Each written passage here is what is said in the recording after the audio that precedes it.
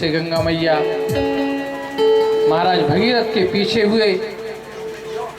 जहाँ जहाँ भगीरथ जाते हैं वहीं गंगा मैया जाते हैं। कपिल आश्रम पर पहुँचते हैं। उन 60,000 राजाओं का, पूर्वजों का उद्धार करते हैं महाराज भगीरथ। इस प्रकार से गंगा जी पृथ्वी पर आई हैं। महाराज विश्वामित्र जी श्रवण कराते हैं। हमारे कलयुग के समस्त पापों को हरण करने वाली मैया गंगा है। बोलो गंगा मैया की जय। और विविध दान मही देवन पाए। भगवान ने गंगा जी में स्नान करके बहुत दान मही देवों को दिया, ब्राह्मणों को बहुत दान दिया।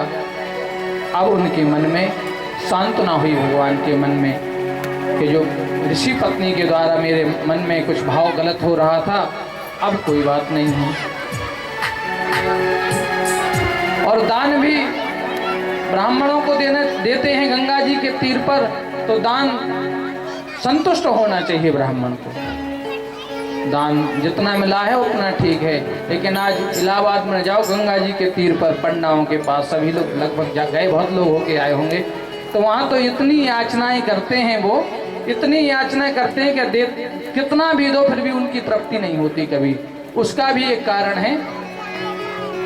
ऐसा लेख है, एक जगह हमने पढ़ा था पुस्तक में कि भगवान परशुराम जी थे, उनके पिता जमदग्नि का शरीर छूट गया, तो भगवान परशुराम अस्थियां विसर्जन के लिए इलाहाबाद पहुंचे। और जो अस्थि विसर्जन के लिए जाते हैं गंगा जी में, वहाँ ब्राह्मण दक्षिणा यदि मांगता है, तृप्त नहीं होता, तो अस्थि विसर्जन में पूर्ण फल प्राप्त नहीं होता। ऐसा लेख है।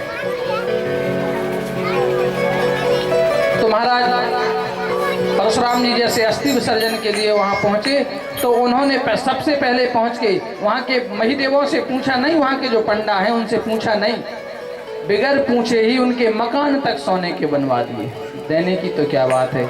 इस भावना से कि जब मैं यहाँ संकल्प करवाऊं अस्थि विसर्जन का, तो ये मांग ना सकें। अब जब मकान, बर्तन, हर चीज स्वर्ण की हो जाए, तो मांगने की अब सीमा ही कहाँ बची है। इसलिए ब्राह्मण खुश हो जाएं, भगवान परशुराम ने सोचा। अस्थि विसर्जन करने के बाद भगवान परशुराम ने संकल्प कराया। संकल्प करके आने लगे तो आठम यथा लाभ संतोषा उनके हृदय में नहीं थी। उन्होंने सोचा यजमान बहुत अच्छा था, कुछ और मिल जाता तो और ठीक है। भगवान आने लगे तो हाथ जोड़ के कहने लगे कि यजमान कुछ और दे जाते तो ठीक है, अब कब आओगे। भगवान परशुराम जैसा क्रोधी, बहुत भयंकर क्रोध आ गया उनके लिए, और सोचने लगे कि मैंने इसीलिए पहले दे दिया था कि बाद में मुझसे मांग ना सकें। बाद में मांगने से अस्थि विसर्जन का पूर्ण फल प्राप्त नहीं होता।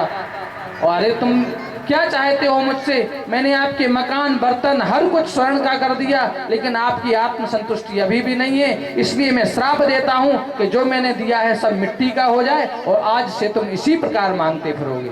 ये मेरा श्राप है। और उन्होंने कहा तो इतना भी था कि इस घाट से कोई भी ब्राह्मण कभी अस्थि विसर्जन करने नहीं आएगा, और ब्राह्मण यदि आएगा तो उसे अस्थि विसर्जन करने का पूर्ण फल प्राप्त नहीं होगा। इसलिए ब्राह्मणों के लिए तो इलाहाबाद अस्थि विसर्जन करने का अधिकार भी नहीं है, ऐसा ही बताते हैं। हरिद्वार जाना चाहिए ब्राह्मणों को।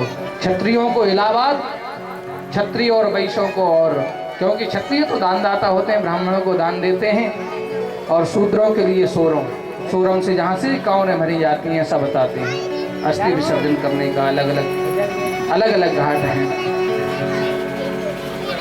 तो पतित पावनी गंगा मैया ने गंगा मैया की कथा श्रवण की। भगवान राघवेंद्र सरकार ने, हम अपनी कथा को आगे बढ़ाते हैं। तमाम प्रसंग हैं, चलते रहते हैं ऐसे। तो अब भगवान प्रसन्न होके जनकपुर की ओर चलते हैं।